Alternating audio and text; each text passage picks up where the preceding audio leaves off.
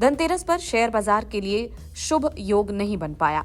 Sensex Nifty दोनों में भारी गिरावट दर्ज की गई है। आपको बता दें, मंगलवार 29 अक्टूबर को जैसे ही बाजार खुला, सेंसेक्स धड़ाम हो गया। जहां सोमवार को बाजार ने रिकवरी हासिल की थी, मंगलवार को खुलते ही धड़ाम हो गया। सेंसेक्स गिरकर 80,000 से नीचे पहुंच गया। धनतेरस की सुबह बाजार खुलने के साथ ही सेंसेक्स -429.90 अंक गिरकर 79,609.23 अंक पर पहुंच गया। हालांकि गिरते बाजार में भी आज सीमेंट सेक्टर के सभी शेयरों में तेजी देखने को मिली। वहीं बाजार खुलने के साथ ही एनएसई का निफ्टी 10.30 अंकों की गिरावट के साथ 24,328.85 पर खुला है। हालांकि कुछ ही घंटों में निफ्टी ने भी गिरावट का शतक लगा दिया। निफ्टी 123 अंक नीचे गिरकर 24,215 अंक पर पहुंच गया। सिप्ला, भारतीय Airtel, Mahindra and Mahindra, Tata Motors और मारुति के शेयर आज टॉप लूजर रहे। इन शेयरों में 2% तक की गिरावट देखी गई। अमेरिकी बाजार में हाल ही में आई गिरावट और अन्य एशियाई बाजारों में कमजोरी के चलते भारतीय बाजार में भी दबाव देखने को मिल रहा है।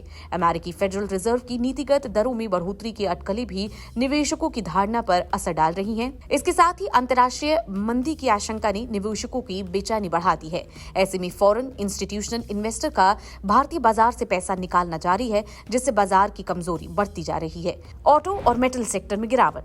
ऑटो और मेटल सेक्टर पर बाजार की इस कमजोरी का सबसे अधिक असर देखा गया। Tata Motors, Mahindra and Mahindra, Maruti Suzuki जैसे प्रमुख ऑटो कंपनियों के शेयरों में गिरावट आई। इसके अलावा मेटल सेक्टर में भी टाटा स्टील, जेएसडब्ल्यू स्टील, इसके अलावा हिंडाल्को के शेयर में दबाव रहे हैं।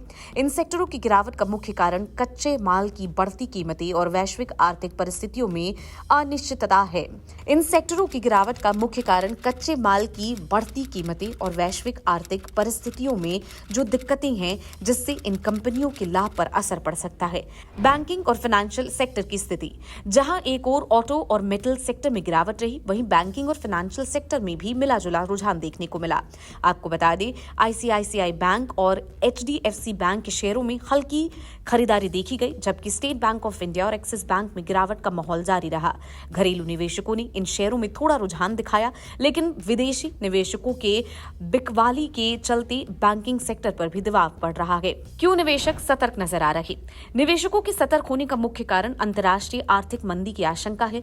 फेडरल रिजर्व द्वारा ब्याज दरें बढ़ाने का संकेत, अमेरिका चीन व्यापार तनाव और मध्य पूर्व में बढ़ता भू राजनीतिक तनाव निवेशकों की धारणा को प्रभावित कर रहा है। इन सभी कारणों से निवेशकों को उम्मीद है कि आने वाले समय में शेयर बाजार में अस्थिरता बढ़ सकती है। इसी वजह से निवेशक जो हैं वो डर डर कर फैसला ले रहे हैं। आपको ये रिपोर्ट कैसी लगी, कमेंट सेक्शन में जरूर बताएं। शेयर बाजार से जुड़ी और कौन सी जानकारी आप सुनना चाहते हैं, कमेंट सेक्शन में लिख सकते हैं।